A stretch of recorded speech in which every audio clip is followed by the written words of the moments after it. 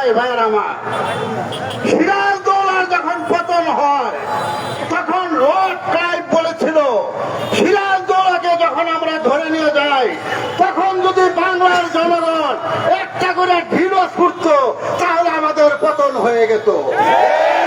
ভাইয়ের আমার, তার মানে কি বাংলার মানুষকে একত্রিত হয়েছে বলেছে ভাইয়ের আমার।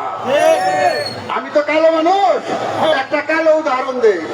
আপনারা দেখবেন মহিষের বাতান যখন যায় টিভিতে দেখবেন যে মোষটা ফায়দা করে সেটাই কিন্তু বাঘে খায়, ফায়দা না করলে কিন্তু বাঘে খেতে পারে না।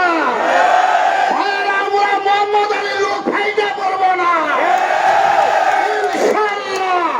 আমাদের দাবি জনমত উপেক্ষা করে তারেক রহমান আমাদের গার্জেন, একটাই অনুরোধ, আমার জরিপ পাঠান। দেখেন মধুপুর ধনবাড়ি মানুষ কি চায়। মধুপুর ধনবাড়ি মানুষের প্রাণের দাবি 41 বছর পর মধুপুর ধনবাড়ির মানুষ আশা করি রাস্তা আমরা অতি 2 মিনিটের মধ্যে ক্লিয়ার করে দিব। আমরা আশা করি আমরা আগামীকাল জন্য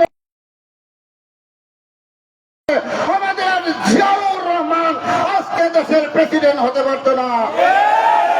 7ই নভেম্বরের কারণে আজকে বিএনপি করতে পারছি আমরা, যে 7ই নভেম্বরের কারণে ধানের শীষ মার্কা পেয়েছি আমরা।